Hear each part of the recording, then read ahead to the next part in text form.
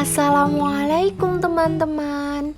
Kali ini kita akan membahas tentang salah satu bencana alam yang sering terjadi di Indonesia, yaitu kekeringan. Oke, teman-teman tahu nggak sih apa itu kekeringan? Yuk kita simak videonya.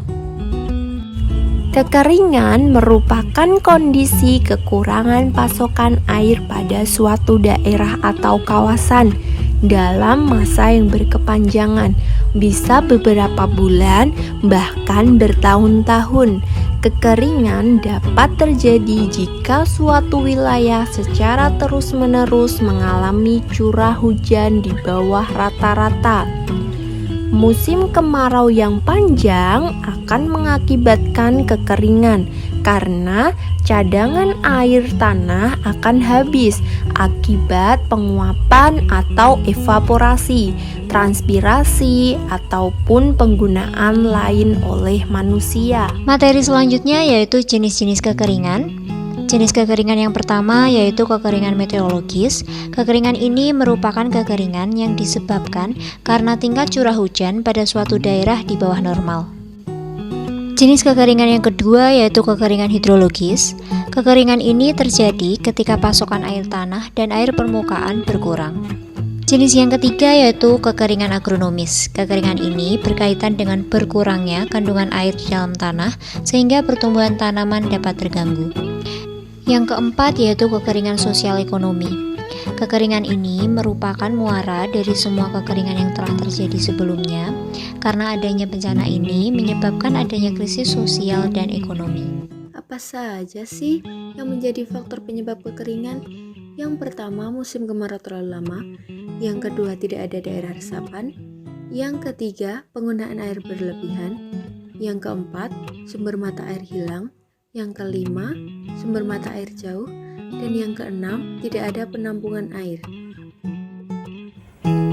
Nah, upaya yang dapat kita lakukan yaitu yang pertama, penanaman pohon.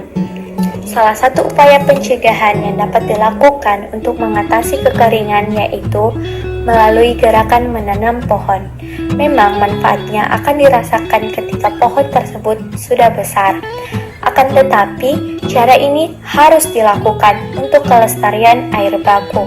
Pohon dapat menyerap air dan juga memperbaiki aerasi tanah sehingga dapat menyimpan air lebih baik. Apalagi ketika pohon tersebut membentuk suatu hutan dengan vegetasi yang lebat. Yang kedua, pembuatan sumur resapan dan teknik konservasi air lainnya. Upaya lain yang dapat dilakukan yaitu dengan pembangunan sumur resapan. Hal tersebut dapat dilakukan oleh masyarakat. Setiap rumah dapat membangun sumur resapan agar ketersediaan air tanah meningkat. Yang ketiga, membuat bendungan. Solusi ketiga untuk menanggulangi kekeringan adalah dengan membuat bendungan. Bendungan merupakan salah satu cara untuk membuat air sungai tersimpan atau terbendung, sehingga suatu saat dapat digunakan ketika masyarakat kekurangan air. Bendungan juga digunakan untuk mengairi sawah. Yang keempat, menggunakan air dengan sewajarnya. Dan salah satu solusi yang dapat kita lakukan dan dimulai dari diri sendiri adalah menghemat penggunaan air. Air yang merupakan sumber daya alam harus kita hemat dan penggunaannya hanya sewajarnya saja dan jangan berlebihan. Nah, cukup sekian dulu materi pembelajaran kita kali ini ya.